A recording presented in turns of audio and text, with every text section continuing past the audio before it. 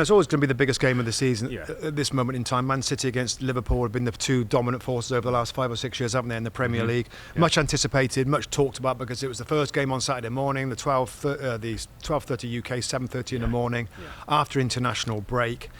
And maybe, just maybe, that influence or affected the game late on the game. But it ended up 1-1, Rob, and Earle Haaland scores again after 27 minutes to make 1-0 to Manchester City in a very impressive first half for them, I thought. And then Trent Alexander-Arnold, as we just teased it, with a really nice goal in the second half.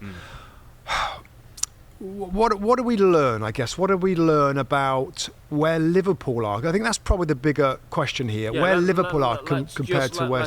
I totally agree, but let's just do things in order. Erling Haaland, 50 Premier League goals in 48 appearances is incredible. I mean, 17 quicker than Andy Cole did. I know Andy Cole didn't take penalties, but just in the modern era, I mean, this guy's setting records that could last a very, very long time. Well, if it's got to be some striker to get the next 50 goals in quicker than 48 games. That's going to be some striker. You just think about it, really. Yeah, I mean, if he stays in the Premier League for the next 5 or 6 years, he's going to hit massive numbers. Like, I don't know. A player like this comes along, in our lifetime, Rob. In our lifetime, have we seen anybody as prolific as him? I'm not sure we've ever seen anyone quite like this guy. In this team. He's in this amazing creative team. So you're right. So just wanting to pay, justice to Haaland and his goal record. Yeah, I think the story was slightly more about Liverpool, about what will we learn about Liverpool from this game? I'm still of the opinion, or was of the opinion, Rob, where I'm not quite sure with Liverpool. Are they really kind of title contenders, or are they just going to be a good side who are going to fall short? We know they're better. We know they're better. Absolutely. But we don't know how where's that going to take them. And how close. A couple of things stood out to me from the game. One was the attitude of Liverpool. Liverpool went to the Etihad to win that game. Jurgen Klopp said it after the game. Trent Alexander mentioned it after the game. Liverpool are now back in that monster mentality, the mentality monsters he talked of. Now, whether they're good enough to play that way, whether they'll score enough goals, whether they defend enough, whether the midfield's good enough, we'll find out. But the mentality of this football club, I think, is back where they believe they can win titles. But are we also saying that it's different now? Because I feel it's different. Yeah, it's different. I don't disagree with the mentality part, but they're doing it in a different way. Absolutely. They're not flipping hungry. But my thought, my overall line is, they didn't go to Manchester City thinking a draw. However they played, whoever was the stars, they went to Manchester City saying, we're going there to win, which they used to do when they went close with titles and won titles. And part of that, Robin, and I wanted to make the point that it feels to me, and probably in love is the wrong word, that Jurgen Klopp's kind of fell back into his club again. It's back to him, it's back to the club, it's back to his personality, it's back to people. He loves the players again, he loves the training. He's been refreshed by a bit of a different look and a different way and a different challenge. It's the midfield's as a rebuild.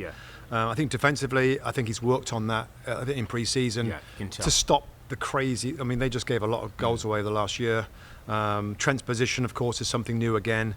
I thought the biggest moment in this game came at half-time when Jurgen Klopp went to work and he made substitutions that made the team better. Ryan Gravenberch is better than Curtis Jones. I think pretty immediately. I understand maybe in a game like this that he wanted Curtis Jones, who's kind of been around a little bit. He's only a young player still. Gravenberch, I thought, made them better. And Luis Diaz is definitely better on the outside. Now, that change at half-time, plus Trent Alexander-Arnold going inside on Bernardo Silva, who was superb and running the game in the first half, made a difference. Now, you could argue that Man City looked tired. There's a whole conversation about substitutions. Jurgen Klopp made 5. Pep Guardiola made 0, which is, really odd. But we have seen Pep do that in the past, where he's made no subs, and people have questioned, and I know why. But there's some days where Pep's almost like, this is 11, unless somebody's injured. They're going to go all the way. And it's not as though you looked at the bench and there's a ton of options. Now, I feel like with City, we always, because they have so few injuries, Rob, they've always got a ton of good options off the bench. This was not the case. Liverpool's bench was stronger, and I know it's about injuries, and Kevin De Bruyne is a main man, etc., etc. But is that a little bit of cause for concern that when Pep would like to maybe rotate and go to his bench a little bit more. Particularly in this game, the depth isn't as strong as we expect. I don't think too many neutrals, will be giving Pep any sympathy. Like, Pep ain't got enough players. Or Pep. No. I mean, Jack Grealish was ill, which was obviously missed. And it's De Bruyne. De Bruyne, obviously, we know. John Stones is another big one that would play and drop into midfield. Nunez. Mateus Nunez. Nunez. So, listen. I can't say it's a lack of squad. I don't think we'll ever be able to say it's a lack of squad depth that's going to stop Manchester City. I just thought there was something about City that their football was excellent in the first half, and we have to talk about Bernardo Silva, who's that little tweak, who's that special little football IQ at another level. They kept picking pockets of space to that left-hand side, where the other side of McAllister, where Trent didn't want to come in, where Doku stayed wide, and it caused Liverpool all kind of problems. As you said quite rightly, Klopp dealt with it better second half. But I just felt that City, for some reasons, it didn't feel like City were totally up. When City have played the big teams, I always think they almost go, right, we're going to show them who's boss. That's some killer instinct. Yeah, and there's passing, and it's sharp, and there's aggression, and it didn't ever feel like that. And funny enough, I didn't hear anything after our game, but he did a later press conference, and he was asked about. Apparently Pep said he didn't think the fans quite got behind them, and he said maybe we've got to do better to get them going, but he felt the atmosphere, and we did a little breakdown, didn't we, where there was a few shots of him setting off, scratching his head, and not quite looking his normal confident self. I thought afterwards, whether it's that, there's a lot of talk of these international breaks, and they go away, don't they, 3 times, September and October and November. Was there some tiredness there? He didn't have the bench stronger, so he almost did he expect, Rob, but was he not surprised that they fell away in the second half? Because we were a little bit. I remember saying at the end of the game, kind of surprised how City fell away after looking so bright, so sharp, and moved the ball so well in the first half. That second half they weren't able to do that.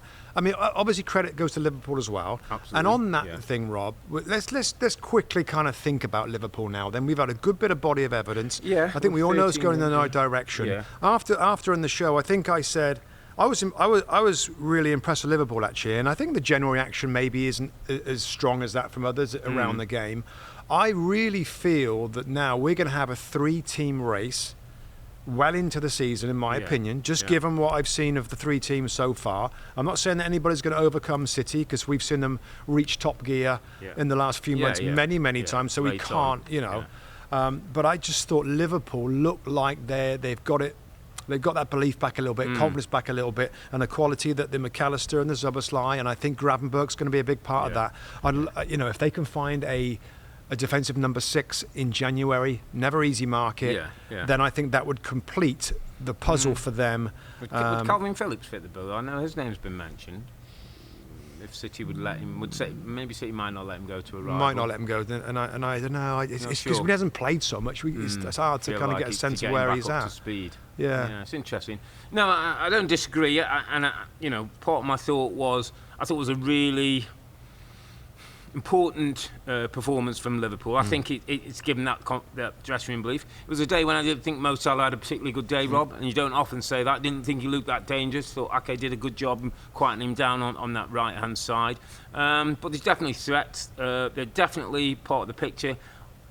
I sense right now they might end up being a little short, and just that defensive side, and just to push you on that whereabouts, because remember before the game we said it's a test for every part. It is a test, the defence, and I think the midfield, and the front players. They can go closer. I still not sure defensively. Matip and Van Dijk. This was pretty good against Doku, who's so difficult to. Yeah, absolutely. But the quality and the demands of the league and Europa League football, if they stay in that, just wonder if that might just be something that catches them. But. Listen, I thought it was a really good day for Liverpool. I like the game. I enjoyed the game. I enjoyed it. And Liverpool have shown that maybe they can compete and maybe go. If they're the one team, I think, even more than Arsenal now, and I know Arsenal have gone through experience, I think if Liverpool can be there or thereabouts, they're not going to fear it. No, they're not going to fear it. I don't think they'll be the. I think you could say that about Arsenal as well, though. I think more so now, and we'll talk about Arsenal now. But more so now than maybe we did last year. Well, I think everybody felt last year, didn't they? At some point, Arsenal's going to cave this in. Yeah. Hi there, I'm Rebecca Lowe, studio host for NBC's coverage of the Premier League. Don't forget to hit subscribe to watch more videos all season long. And for even more Premier League content, from original series to live matches, head over to Peacock. And be sure to tune in for Premier League mornings every weekend on USA Network and on Peacock. We will see you there.